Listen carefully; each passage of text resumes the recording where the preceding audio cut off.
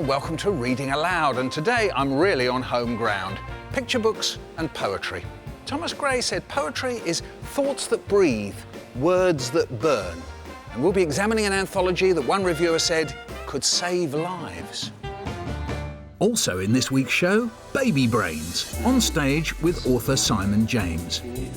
His caricature of a clever kid comes to life in the classroom, and it's Poets' Day in Birmingham. Go on, then. I wandered lonely as a cloud. That's something. Vale and hill. First, a book I love and wish that I'd written. It's Baby Brains. It's the story of an exceptionally talented infant and his pushy parents, written and illustrated by Simon James. It's won him the Red House Children's Book Award, the only publishing prize judged entirely by kids. We caught up with Simon at the Hay Festival. Please give a rousing morning welcome to Simon James.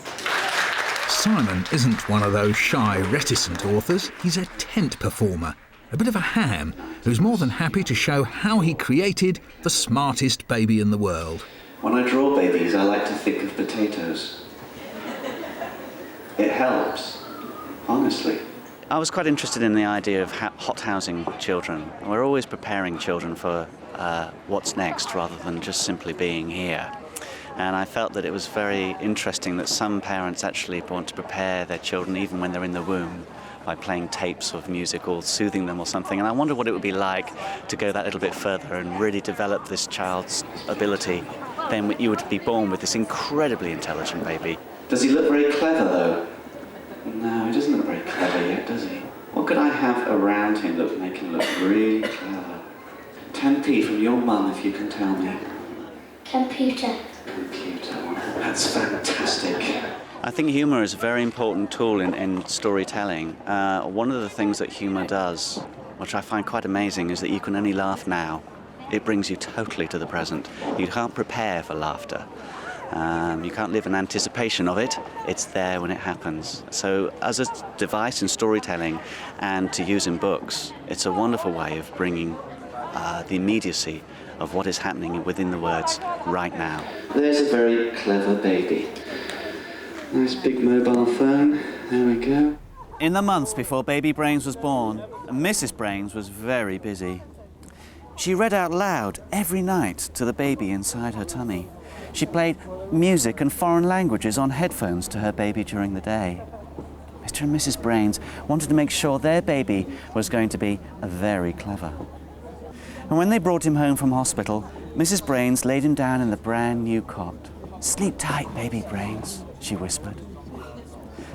Now, the next morning, Mrs. Brains was on her way to get breakfast when she heard some strange noises in the living room. She opened the door and she gasped, because there, inside the living room, on the sofa, was the baby, reading the morning paper. By the afternoon, Baby Brains was helping mend the car. The children at Ronkswood Infant School in Worcester are thoroughly enjoying the exploits of Baby Brains. Their teacher, Lisa Hope, has devised a whole range of activities around the story. Now, you chose to read the story out loud. This wasn't a book that you kind of left lying around for the children. No. So why is that? Why read a story out loud? I think, particularly with infant children who I work with, there's still something quite magical about reading a story to a whole class. You literally have them in the palm of your hand, anticipating and waiting for the next bit of the story. That evening, Baby Brains spoke his first words. "I'd like to go to school tomorrow." The children leave the reading circle to continue the story in their own classroom, where one little boy is playing the role of Baby Brains, arriving for his first day at school, aged just 2 weeks. "Would you like to go and take a seat, Baby Brains?" We stopped at the bit where he goes into school and we did some freeze framing and thought tapping. The children literally recreate one of the scenes from the book, one of the illustrations. So they're physically in the characters' positions. So we had the image of the illustration from the book up on the smartboard so we could see where the characters would be. And then we froze them. We had freezing dust that froze the children. Teacher here, can you look at what your character is doing and freeze in that position? Ready? 1, 2... 3, freeze. And we got the children to talk to each other, to pick a character from the scene and to imagine what they were saying. So it gave everybody time to think about what it is they would be thinking if they were them. By the time I count to 3, share your thoughts with me. 1, 2, 3.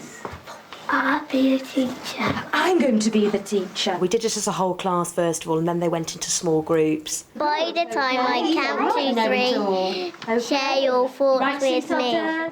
And then from that came the writing, and because we'd done the drama and the improvisation first, then you got much more imaginative writing. So we had the scene from the book again, yes, with thought bubbles, and I had one on my smartboard which we did together, and then they had individual ones where they actually went away and wrote in the thought bubbles what the different characters were thinking. And at first I thought they were just going to copy what we'd done in the drama, but actually it stimulated much more imaginative responses. It's given them the confidence to be able to, if I asked them to, write their own version of Baby Brains. It's encouraging them to use their own ideas, and, you know, that's OK to use their own ideas. He's too smart for this class. He is too smart. I think with young children, they physically got to experience what it is like, you know, as near as you can experience what it's like to be Baby Brains, or, you know, we've got to make that very real for them. Baby Brain's mum and dad found out he's so clever because he mends the car and reads the newspaper. He was the most cleverest baby in the world. I mean, in a way, the book does say something quite hard about parents, doesn't it? I mean, when you look at it, in a way that the story is saying, you know, some parents, they do want their children to overachieve, and it's a sort of very gentle mickey take, isn't it? Oh, yes. I mean, it's got a mixed message. I don't know whether the children that I teach kind of got that, you know, we're reading it on that level. But, I mean, it's the sort of book you could use with further up a primary school to deal with those kind of issues, yes. Yes, or with adults even, couldn't you? Absolutely, parenting classes. What do people do at times of great stress when the world feels unreal, inhuman and hollow? Well, if the sales of this book, Staying Alive, are anything to go by, they turn to poetry. It's got old favourites like W.H. Auden's Stop the Clocks, From 4 Weddings and a Funeral, and 500 more exceptional poems, and we'll be discussing its merits in a moment. But do people really turn to poetry when the going gets tough? Let's find out. I like cheering myself up with it once in a while. It is a good outlet for stress. I don't really read a lot of poetry, I just one poet. Who's that? Maya Angelou. Maya Angelou, yeah. And why do you like her? She talks a lot of the truth. She talks from the heart. People usually get poetry through music, don't they? You know, like Bob Dylan and yes, things like that. I mean, it's like, I suppose, to ordinary people, but that's poetry, isn't it? Yeah. I probably wouldn't read it. I like to listen to it. Yeah. To get the emotion, to get what the guys are saying. Well, the obvious one. Go on, I wandered lonely as a cloud. No.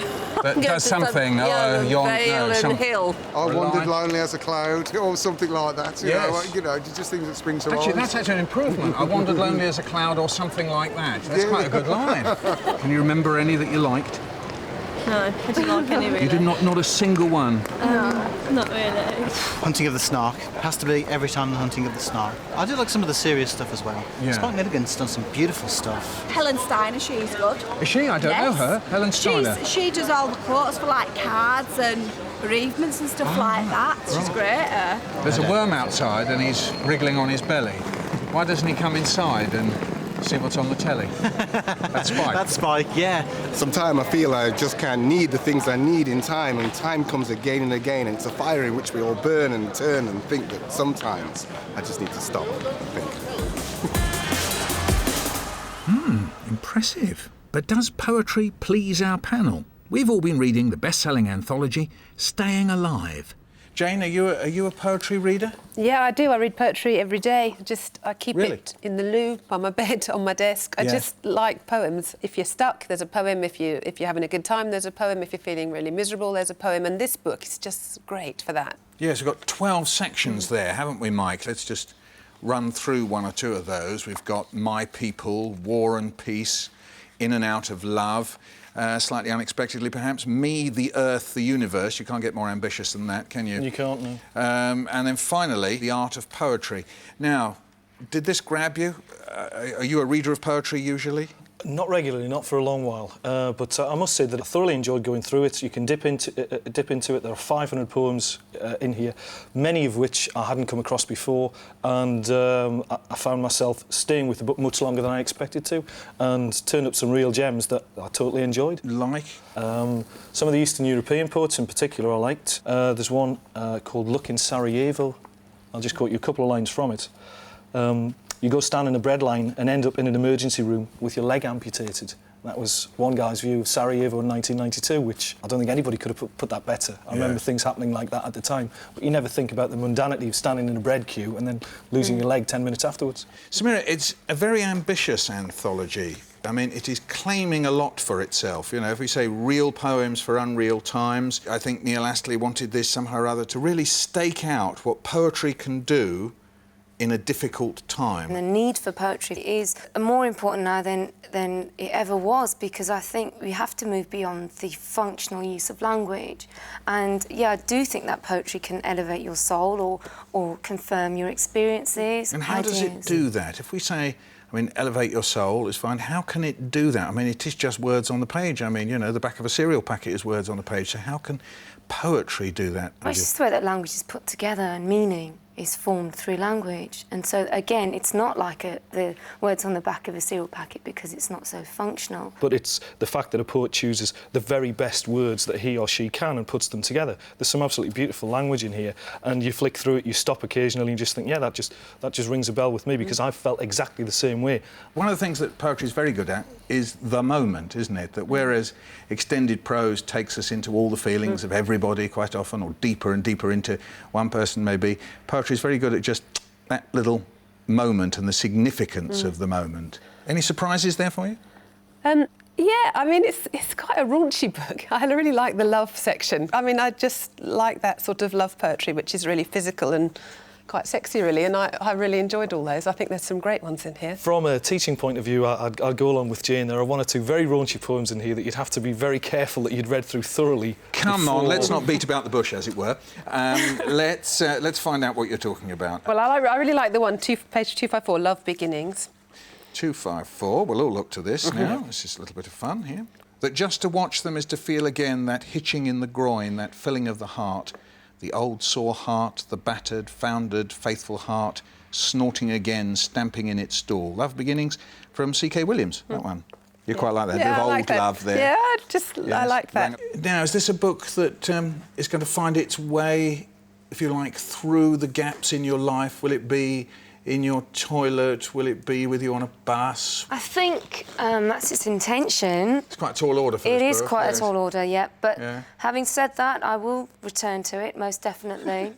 You don't have to, it's not homework, I promise you. OK. Mike? I think it's done the job for me. It's certainly got me back into reading poetry myself, which is difficult to do because you're so constrained as a teacher in the poetry that you're allowed to teach in schools. Yeah.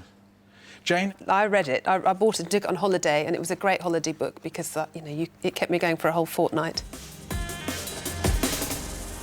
Well, that's all for now.